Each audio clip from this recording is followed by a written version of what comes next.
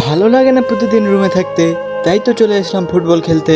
Football খেলা যেমন তেমন, মাঠের ভিউ দেখে পুরাই অবাক হয়ে গেছি। মাঠ বললে অনেক ভুল হবে, এটা হচ্ছে স্টেডিয়াম। ভাই দিনে আমি কাজ করছি, রাতে তাই চলে আসছি ফুটবল খেলতে। ফুটবল খেলা কার কাছে কেমন আমি জানি না, তবে আমার কাছে সবচেয়ে বেস্ট এই খেলাটা। এখানে একটা দুইটা মাঠ না, তিনটা রয়েছে মাঠ। পছন্দ অনুযায়ী আপনি মাঠ চয়েস করে নিতে পারবেন, কোনো সমস্যা নেই। টাকার উপর চলে সবই, চলে আরো অনেক কিছু। তাই তো চলে আসলাম আমরা টাকা দিয়ে ফুটবল খেলতে। টাকা দিয়ে খেলা যেমন তেমন, মাঠ দিতে হয় ভাড়া, সেই জন্য হয়তো টাকা লাগে আমাদের। মাঠের যে ভিউ গাইস, ভিডিও ছাড়লে অবশ্যই ভরিও, দেখেন কত সুন্দর মাঠ। এখানে একবার গেলে মন ভরে না, বারবার যাইতে ইচ্ছা করে। এখানে গেলে শুধু মাঠ না, আরো অনেক কিছু প্রাকৃতিক দৃশ্য দেখতে পারবেন, যা দেখে আপনার মনটাই ভরে যাবে। শুধু প্রাকৃতিক দৃশ্য দেখলে হবে না, একটু নিজের প্রতিও আয় উন্নতি করতে হবে। তাই চলে এলাম এখন ঝোল্লো খেতে। ঝোল্লো আমি খাচ্ছি ভাইজান, কত সুন্দর লাগতেছে।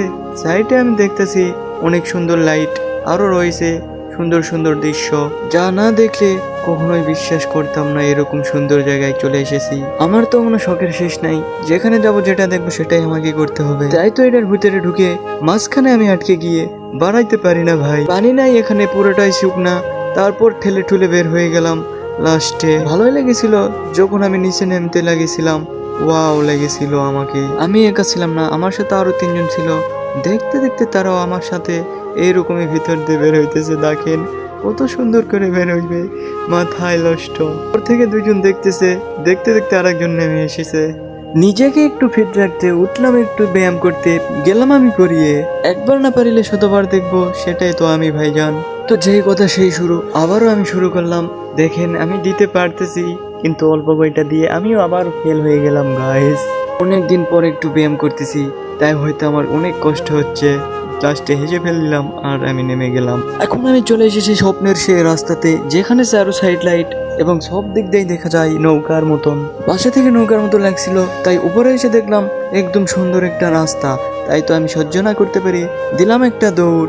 সাইডে গিয়ে দেখলাম আরো অনেক সুন্দর লাগতেছে। ওয়াও কি সুন্দর!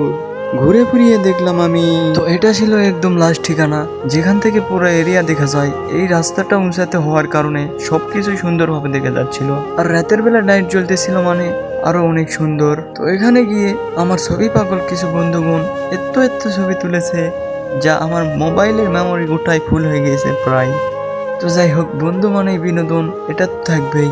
নিচে পুকুর আছে, যদি যেত মোবাইলটা পরে তাহলেই তো আমার সব শেষ হয়ে যেত। থুক্কু কিছুই হতো না, আমার মোবাইল তো ওয়াটার প্রো। তারপর আমি ফুটবলের মাঠে আসলাম আমার ছবি তোলার জন্য। পাশ থেকে ক্যামেরাম্যান দেখেন কত বড় ছবি তুলতেছে, যেটা দেখে সুন্দর সুন্দর আমি পোজ নিলাম।